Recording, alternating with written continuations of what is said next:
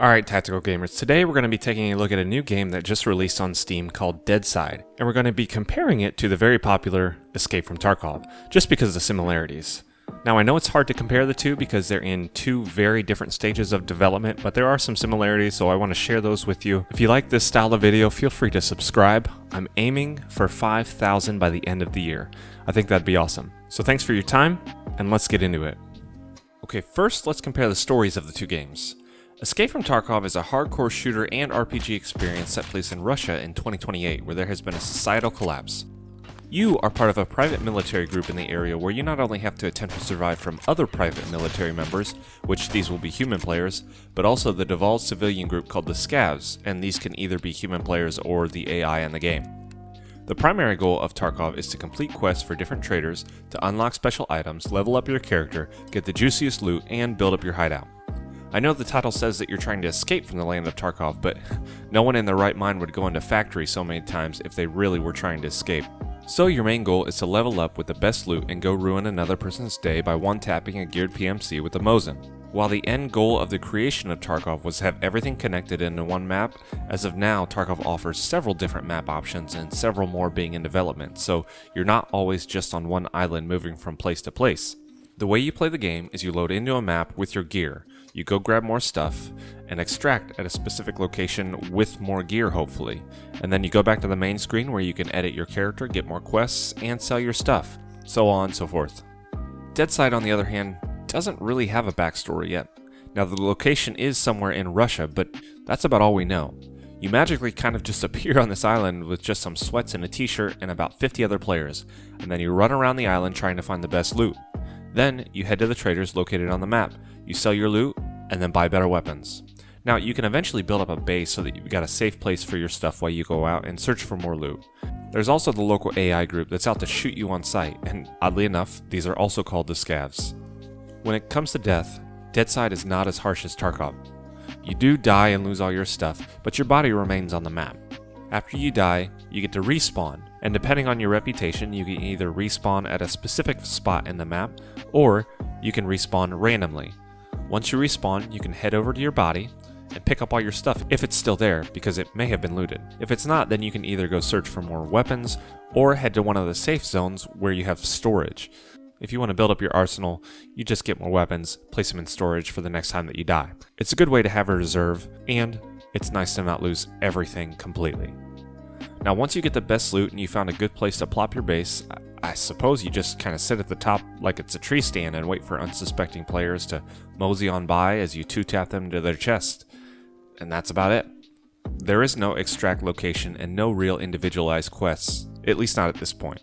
Instead, there are these PvE events that pop up on the map where you go clear out a location of the AI Scavs. Now once that's cleared, you get to go in there and get their high-tier loot. Now everyone on the map is alerted to these events, so a PvE fight can quickly turn into a PvP fight. Now that the story is taken care of, let's get into some details and game mechanics. First up is the visuals. These two games utilize two different engines. Escape from Tarkov utilizes the Unity engine, while Deadside utilizes the Unreal engine. Because of this, each are going to have different capabilities and visuals.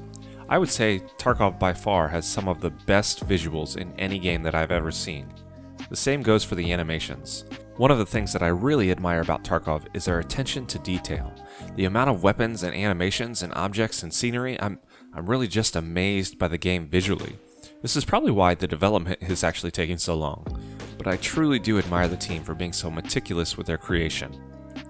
The graphics also make it much easier to be able to spot enemies moving through the map, especially on those larger maps. Deadside, on the other hand, leaves a lot to be desired. Not that the game doesn't look good, don't get me wrong, it does have some beautiful views, but it's nothing out of the ordinary, I'd say, for an Unreal Engine game today. Since the game was released very recently, obviously things like animations and weapon details and such things aren't going to be fantastic just yet, but when comparing the two, there are very notable differences. One major difference when comparing the two is that Deadside is by default a third-person shooter with a first-person shooter option, while Tarkov is purely a first-person shooter. Now if you decided to run a server on Deadside, you can lock this to first-person mode, but as of now on the public servers, it looks like they're just defaulting to third-person. I'm going to assume that's going to change in the future though. Since I brought up servers, I've got to mention stability. As of now, I've had zero problem with Deadside servers, though I have read some reviews with stability issues when 50 players are on a server together. Now, to be completely fair to the team at Deadside, the game did just release. The optimization process hasn't really even begun. Tarkov as well has had some difficulty with their servers. Now, this is mostly because everyone is home right now and booting up the game, so their servers are stressed to the max. Legitimately, every day though, I get another notification from their Discord that people are having trouble getting into the game and they're working on a fix. It just seems like an endless scroll of technical difficulties. Both of these games, unfortunately, have their problems with hit registration.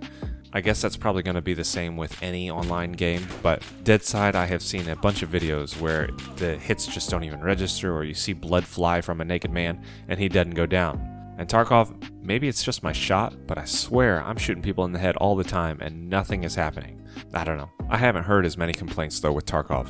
Moving on to inventory. When I first got acquainted with the Escape from Tarkov inventory management system, my initial reaction was, good grief, this thing is a mess. An unoptimized mess with a million different objects that I can pick up, where I have to play a horrifying Tetris game where my life is on the line, and my moron of a character doesn't understand that a flashlight is a flashlight without examining it for 20 seconds. Now, that being said, I like the amount of objects in the game. On the other hand, when I played Deadside, my first thought of the inventory system was, well, at least it's not Tarkov, but it's still pretty poor. At least with Tarkov, there are shortcut keys like control click where you can drop or pick up an object quicker. Deadside has nothing like this. And Tarkov lets you pick up whatever you can carry.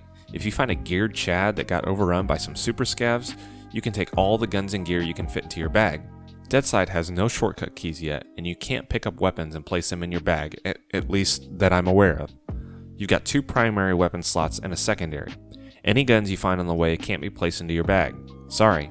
I suspect this will be changed in the future, however, I don't expect Deadside to ever come close to the amount of assets in the game. Tarkov is just too thorough. Plus, since Tarkov is more of an RPG than a pure shooter, items are usually somehow attached to quests, so this adds more of a grind. Unsurprisingly, when it comes to weapons, Tarkov takes another W. Now, like I said before, the animations, customizations, and details of these weapons are top-notch. You can customize your weapon outside of the raid while you're at the home screen, or inside the raid if you're quick enough to find some weapon attachments around the map. Each attachment modifies the effectiveness of the weapon, whether good or bad. And there are literally hundreds of different attachments and thousands, if not millions, of different customization combos you can create. The goal obviously is to have the least amount of recoil, the highest amount of ergonomics, accuracy, bullet velocity, so on and so forth. There's also a weapons mastery system, which is just another quest in this RPG that you can finish. Tarkov just has the best weapon system all around. The Deadside system is obviously not even close to touching the detail of Tarkov's, and I doubt it ever will, but really the customization of Deadside needs work in general. Right now you can attach a light to most weapons and a red dot to some, and that's about it. These attachments are difficult to find, most have to be bought. There are quite a few weapons in this game though, which is really nice. Most need to be bought, unfortunately, with a very few types of weapons being found on the ground in the world, but the loot is still plentiful. The customization just isn't there yet. Again, this is going to change with time, I have no doubt. I have seen some photos of some scopes that they're working on, so looking forward to those being implemented into the game. Both of these games claim realism with aspects of survival. So how does that play out with each? Tarkov, again, has a more in-depth system. Both games have hunger, thirst, and health. Though Tarkov's system is so detailed that when it comes to injuries like broken bones or bleeding, specific injury deficits like a broken arm affects your recoil control, and your thirst meter drops exponentially if you're shot in the stomach. Just some crazy realistic things. This, along with weapon customization and a progression system of your soldiers' skills that improve the more you practice each skill, makes Tarkov by far the most realistic RPG and shooter on the market. In my opinion, it sounds a little bit too realistic, and it's a really hard grind if you don't have 4 hours to play every day. This is especially exacerbated by the fact if you die in a raid, you lose all your gear and have to heal yourself back up by spending more of your money and having to buy more gear. It's exhausting and near depressing when your schedule allows for maybe 2 hours of gaming per week. You can't truly expect to master the game or even have fun if you're just a filthy casual. On the flip side, Deadside is a great place for us filthy casuals to congregate. The gunplay and damage models are for sure hardcore. The thirst and hunger bars degrade fairly slowly, so that's a good thing. While the hood is minimalistic, it can't really compare to the Tarkov hood. I like the idea of checking your ammo and magazine in Tarkov a lot, but it also makes it hard to be a more casual gamer. Deadside shows your ammo and the objects binded to hotkeys at the bottom of the screen. Like I said before, it also has third-person and first-person options. The player has infinite sprint, so you can sprint all the way across the map if you want. Now this brings the realism way down, though I think the sprint mechanic needs to stay because it's easier to get around the map. Now back to the damage models quick. Pistols and submachine guns take 2 to 4 bullets to kill an unarmed individual. The recoil of each weapon is pretty wild too, in a good way. One last thing, the reload system for Deadside is you just have to have the ammo in your pockets for the ammo capacity to increase. Tarkov has specific magazines where if you empty a magazine and you need to fill it again, it takes a whole lot of time in raid. Your player has to individually put each bullet in, and that takes a lot of time. That takes realism to the next level. A few smaller things. Tarkov has no VoIP. Deadside has a VoIP where you can either use to talk trash to your enemies or recruit others into your degenerate squad. As far as price goes, Tarkov's standard is about $45, with some higher tiered extras being more. Deadside is about $20, though you can purchase extra slots at the base for an extra, 10 I think as of now? And I think that's about it. Again, if I missed something major, let me know down below. There's a lot that go into both games, so it's hard to touch on everything. But my final thoughts. Tarkov touches realism better than any game ever. There's no way Deadside can get to that level of realism, and honestly, that's a good thing. I don't personally have the time to be good at Tarkov, so Deadside is great to casually drop in for a couple hours. Since the game just dropped, a lot is going to change. A lot will be added. Some stuff will be removed. That's just the nature of both these games, since they're not in full release. I'm really looking forward to seeing where the game Deadside goes. I really think it's got a lot of potential, and I think it's a great alternative for Tarkov. So if you're bad at Tarkov, you want a Tarkov-like experience, this is a game for you. And that pretty much wraps up this video. I want to thank you guys for stopping by, for listening to the end if you're still here, and feel free, if you like the video, give it a like, subscribe for more content like this, and yeah, that's pretty much it. You guys have a good one, stay safe out there, take care.